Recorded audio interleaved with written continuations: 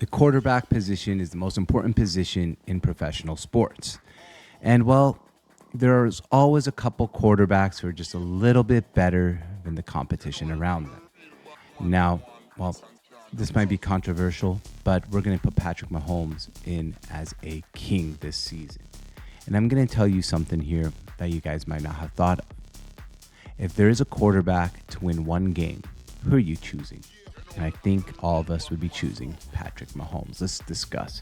Okay, so we got our three kings, three jesters of NFL quarterbacks, and we're going to start off with Patrick Mahomes as a king. I know a lot of people are going to disagree with this. A lot of people are going to say, stop glazing Patrick Mahomes. Well, here's the thing. Last season, everyone was like, this is the year to beat the Chiefs. Everyone's like, all right, the Chiefs they're going to lose. Their record is even better this year. I don't care that they're barely winning games. I don't care about the stats. I care about if I need one game and I trust one person to win that game, who am I going to? And I think each and every single one of us are going to Patrick Mahomes. If you need one win, one drive, do you believe in the Chiefs more than anyone else? Probably not. And that's why Patrick Mahomes is still a king of NFL quarterbacks. Let's get to the next king. Obviously, Josh Allen is a king. And maybe he can dethrone the Kansas City Chiefs and Patrick Mahomes this season. And if he does, well, that's huge news for him and his legacy because he's talented enough to win not one, not two, but probably 3 Super Bowls. And this team is built the right way. But the problem is they've kept running into the Kansas City Chiefs. And in the regular season, the Bills go ahead and beat the Chiefs. But in the playoffs, they have yet been able to do so. And of course, there's been circumstances like the old NFL playoff overtime rules and many other factors, including just going to Arrowhead Stadium at times or just bad circumstances. But Josh Allen is definitely a king. He's going to probably win the MVP, barring a crazy comeback by one of the other guys or like the Lions running the table or maybe the Packers running the table somehow and Josh Allen losing multiple games. Otherwise, or maybe Saquon Barkley, they'll give it to a running back. But in general, I do believe Josh Mahomes is right now playing the best as a quarterback in the National Football League. And then Lamar Jackson.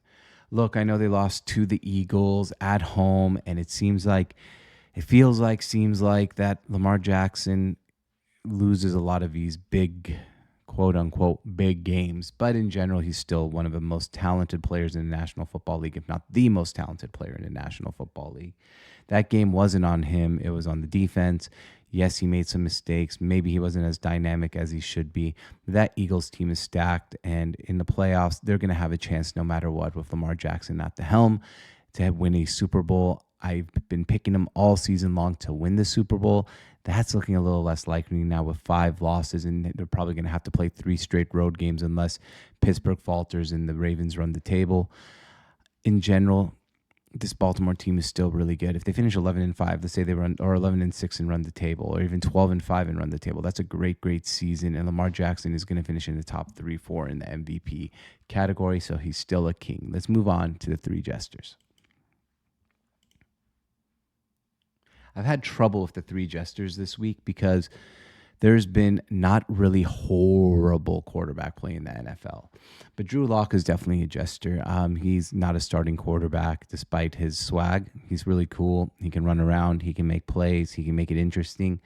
But in general, Drew Lock is not a future quarterback, current quarterback. He's a career backup, which is fine. He's still really talented. He can make a lot of throws. You can do a lot worse at the backup position than Drew Lock, but at the starting position, Drew Lock is a jester. Aiden O'Connell. I really struggled to find 3 jesters. The quarterback play has actually been pretty good this season. But Aiden O'Connell, he's fine. He made some good throws, but he is not a starting quarterback long-term in the NFL. Congratulations to Will Levis, who didn't make this list. I think Will Levis has made some throws the last few weeks and played some football that makes you think, hey, maybe the Titans will give him one more season. But in general, Aiden O'Connell is another career backup, a guy that's not very good, and a guy who can come in there, kind of mix it up for a little bit. But more than that, there's nothing to Aiden O'Connell. And the third gesture is Aaron Rodgers. I mean, he's made this list. Look, there's not many quarterbacks in the NFL that are playing as bad as Aaron Rodgers right now. Maybe Kirk Cousins, but I hesitated to put him on the jester list. Aaron Rodgers is on the wrong side of 41 now. Happy birthday to Aaron Rodgers yesterday.